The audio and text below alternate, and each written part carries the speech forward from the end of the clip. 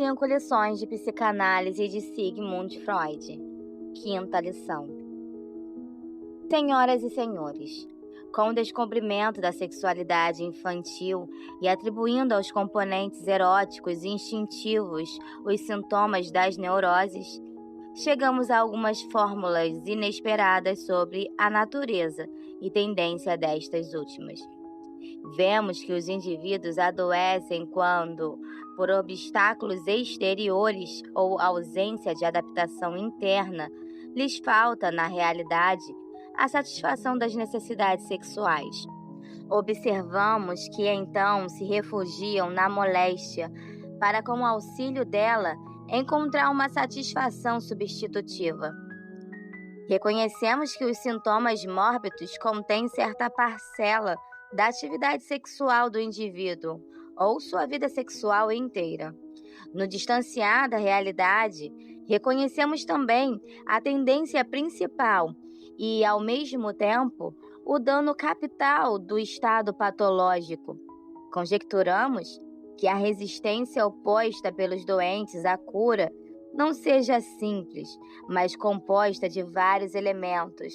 Não somente o ego do doente se recusa a desfazer a repressão por meio da qual se esquivou das suas disposições originárias, como também pode um instinto sexual não renunciar à satisfação vicariante enquanto houver dúvida de que a realidade lhe ofereça algo melhor.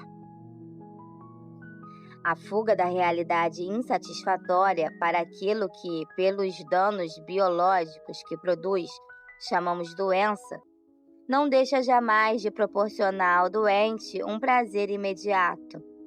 Ela se dá pelo caminho da regressão às primeiras fases da vida sexual, a que na época própria não faltou satisfação.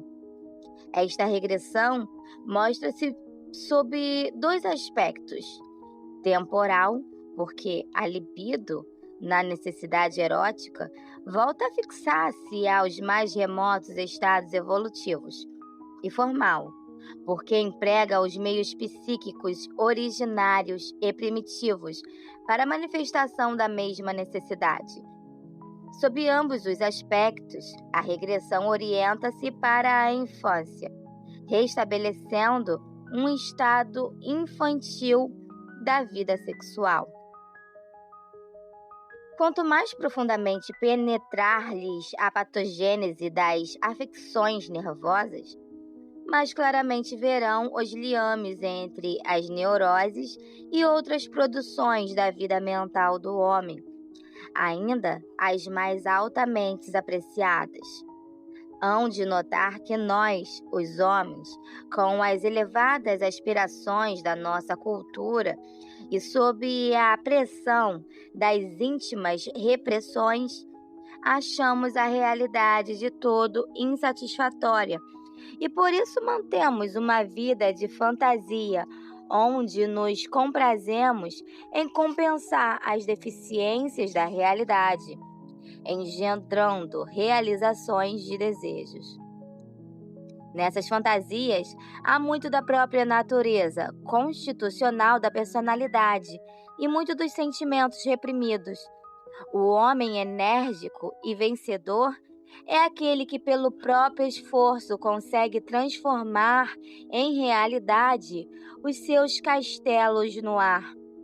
Quando esse resultado não é atingido, seja por oposição do mundo exterior, seja por fraqueza do indivíduo, este se desprende da realidade, recolhendo-se aonde pode gozar, isto é, ao seu mundo de fantasia, cujo conteúdo, no caso da moléstia, se transforma em sintoma.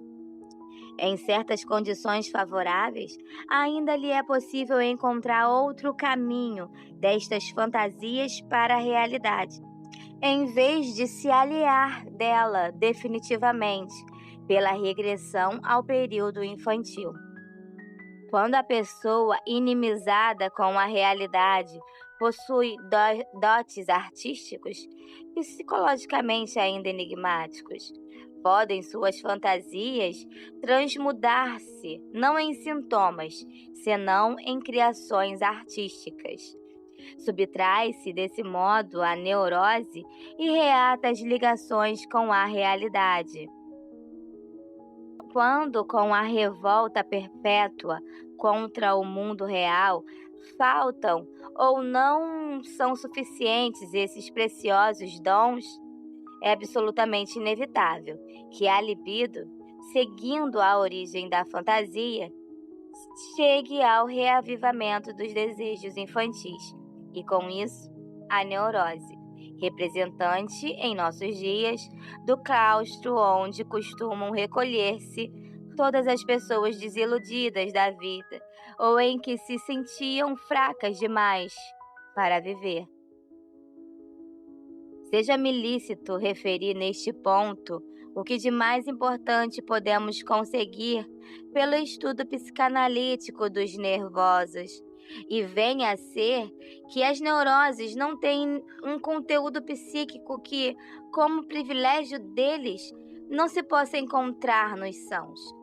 Segundo expressou Jung, aqueles adoecem pelos mesmos complexos com que lutamos nós, os que temos saúde perfeita, conforme as circunstâncias de quantidade e da proporção entre as forças em choque, será resultado da luta à saúde, à neurose ou à sublimação compensadora.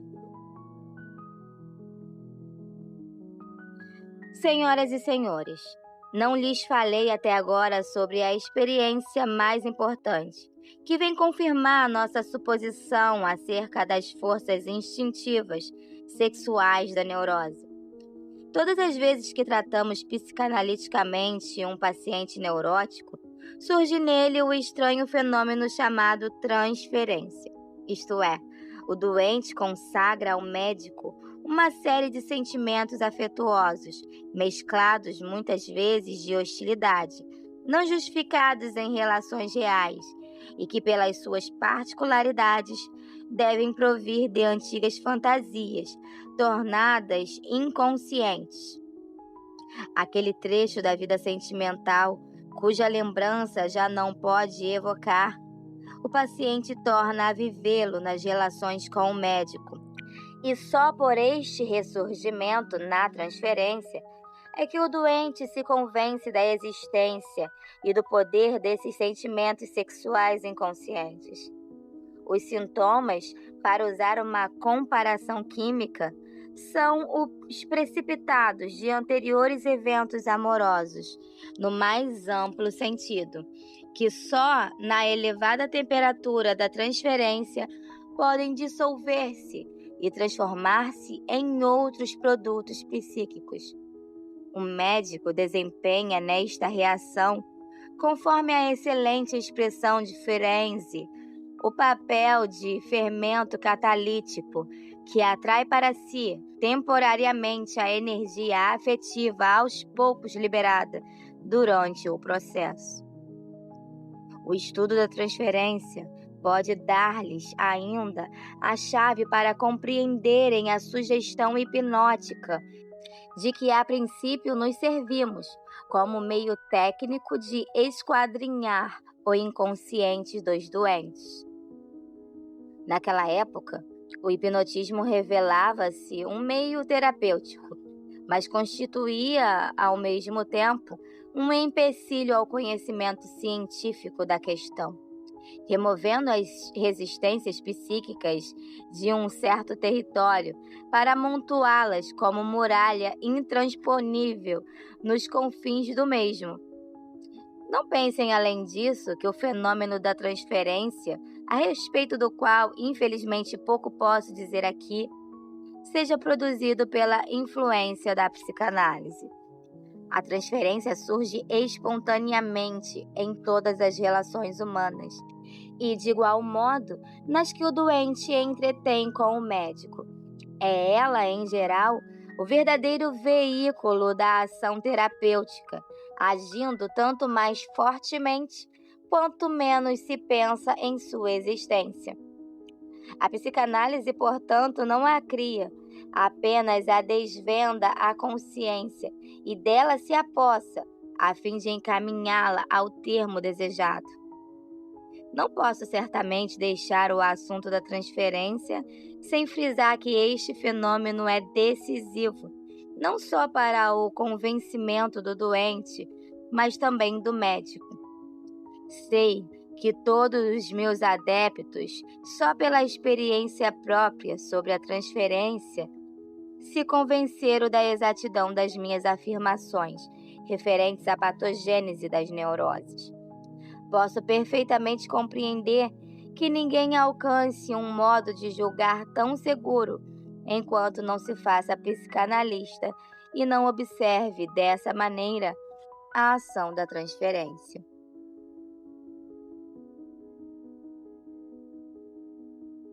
Senhoras e senhores, do ponto de vista intelectual, devemos levar em conta, julgo eu, que existem especialmente dois obstáculos dignos de nota contra a aceitação das ideias psicanalíticas. Primeiramente, a falta de hábito de contar com o rigoroso determinismo da vida mental, o qual não conhece exceção. E, em segundo lugar, o desconhecimento das singularidades pelas quais os processos mentais inconscientes se diferenciam dos conscientes, que nos são familiares. Uma das formas de oposição mais espalhadas contra o emprego da psicanálise, tanto em doentes como em sãos, se liga ao último destes dois fatores. Teme-se que ela faça mal. Tem-se medo de chamar a consciência do doente os impulsos sexuais reprimidos, como se lhe oferecessem então o perigo de aniquilar as mais altas aspirações morais e o privassem das conquistas da civilização. Nota-se que o doente apresenta feridas na vida psíquica, mas receia se tocar nelas para não aumentar os sofrimentos. Podemos aceitar essa analogia. Não devemos, com efeito, tocar em pontos doentes quando estamos certos de que com isso só provocamos dor e nada mais. Todos sabem, porém, que o cirurgião não deixa de examinar, apalpando, o foco da moléstia, quando tem em vista realizar uma operação que há de proporcionar a cura completa. Ninguém pensa já em incriminá-lo pelos inevitáveis incômodos do exame, nem pelos fenômenos pós-operatórios, desde que a operação tenha bom êxito e que, mediante a agravação passageira do mal, o doente alcance a definitiva supressão do estado mórbido. Em relação à psicanálise, as condições são semelhantes. Pode ela reivindicar os mesmos direitos que a cirurgia, a exasperação dos incômodos que impõe ao doente durante o tratamento é, uma vez observada, a boa técnica incomparavelmente menor que a infligida pelo cirurgião. E, em geral, nem deve ser tomada em consideração diante da gravidade da moléstia principal. A destruição do caráter civilizado pelos impulsos instintivos libertados da repressão é um desfecho temido, mas absolutamente impossível. É que este temor não leva em conta o que a nossa experiência nos ensinou com toda a segurança, que o poder mental e somático de um desejo, desde que se baldeou a respectiva repressão, se manifesta com muito mais força quando inconsciente do que quando consciente. Indo para a consciência, só se pode enfraquecer. O desejo inconsciente escapa a qualquer influência e é independente das tendências contrárias, ao passo que o consciente é atalhado por tudo quanto, igualmente consciente, se lhe opuser. O tratamento psicanalítico coloca-se assim como o melhor substitutivo da repressão fracassada, justamente em prol das aspirações mais altas, e mais valiosas da civilização. O que acontece geralmente com os desejos inconscientes libertados pela psicanálise e quais os meios por cujo intermédio pretendemos torná-los inofensivos à vida do indivíduo? Desses meios há vários. O resultado mais frequente é que os mesmos desejos já durante o tratamento são anulados pela ação mental, bem conduzida, dos melhores sentimentos contrários. A repressão é substituída pelo julgamento de condenação efetuado com recursos superiores. Isto é possível porque quase sempre temos de remover tão somente consequências de estados evolutivos anteriores do ego. Como o indivíduo na época se achava ainda incompletamente organizado, não pôde senão reprimir o instinto inutilizável. Mas, na força e madureza de hoje, pode talvez dominar perfeitamente aquilo que lhe é hostil. Outro desfecho do tratamento psicanalítico é que os impulsos inconscientes, ora descobertos, passam a ter a utilização conveniente que deviam ter encontrado antes, se a evolução não tivesse sido perturbada. A extirpação radical dos desejos infantis não é absolutamente o fim ideal. Por causa das repressões, o neurótico perdeu muitas fontes de energia mental que lhe teriam sido de grande valor na formação do caráter e na luta pela vida. Conhecemos uma solução muito mais conveniente, a chamada sublimação, pela qual a energia dos desejos infantis não se anula, mas ao contrário permanece utilizável, substituindo-se o alvo de algumas tendências por outro mais elevado, quiçá não mais de ordem sexual. Exatamente os componentes do instinto sexual se caracterizam por essa faculdade de sublimação, de permutar o fim sexual por outro mais distante e de maior valor social. Ao reforço de energia para nossas funções mentais, por essa maneira obtido, devemos provavelmente as maiores conquistas da civilização. A repressão prematura exclui a sublimação do instinto reprimido. Desfeito aquele, está novamente livre o caminho para a sublimação. Não devemos deixar de contemplar também o terceiro dos possíveis desenlaces do tratamento psicanalítico. Certa parte dos desejos libidinais reprimidos faz jus à satisfação direta e deve alcançá-la na vida. As exigências da sociedade tornam o viver dificílimo para a maioria das criaturas humanas, forçando-as com isso a se afastarem da realidade e dando origem às neuroses, sem que o excesso de coerção sexual traga maiores benefícios à coletividade. Não devemos ensoberbecer-nos tanto a ponto de perder completamente de vista nossa natureza animal, nem esquecer tampouco que a felicidade individual não deve ser negada pela civilização. A plasticidade dos componentes sexuais, manifesta na capacidade de sublimarem-se, pode ser uma grande tentação a conquistarmos maiores frutos para a sociedade, por intermédio da sublimação contínua e cada vez mais intensa. Mas assim, como não contamos transformar em trabalho, senão parte do calor empregado em nossas máquinas, de igual modo, não devemos esforçar-nos em desviar a totalidade da energia do instinto sexual da sua finalidade própria. Nem o conseguiríamos. E se o cerceamento da sexualidade for exagerado, trará consigo todos os danos de uma exploração abusiva. Não sei se da parte dos senhores considerarão como presunção minha admoestação com que concluo. Atrevo-me apenas a representar indiretamente a convicção que tenho, narrando-lhes uma anedota já antiga, cuja moralidade os senhores mesmo apreciarão. A literatura alemã conhece um vilarejo chamado Schilda, de cujos habitantes se contam todas as espertezas possíveis. Dizem que possuíam eles um cavalo com cuja força e trabalho estavam satisfeitíssimos.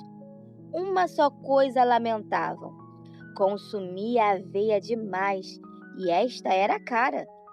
Resolveram tirá-lo pouco a pouco deste mau costume, diminuindo a ração de alguns grãos diariamente, até acostumá-lo à abstinência completa.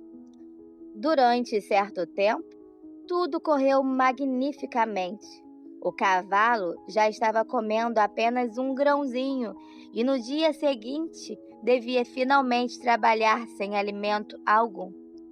No outro dia, amanheceu morto, o pérfido animal. E os cidadãos de Schilda não sabiam explicar por quê. Nós nos inclinaremos a crer que o cavalo morreu de fome e que, sem certa ração de aveia, não podemos esperar, em geral, trabalho de animal algum. Pelo convite e pela atenção com que me honraram, os meus agradecimentos.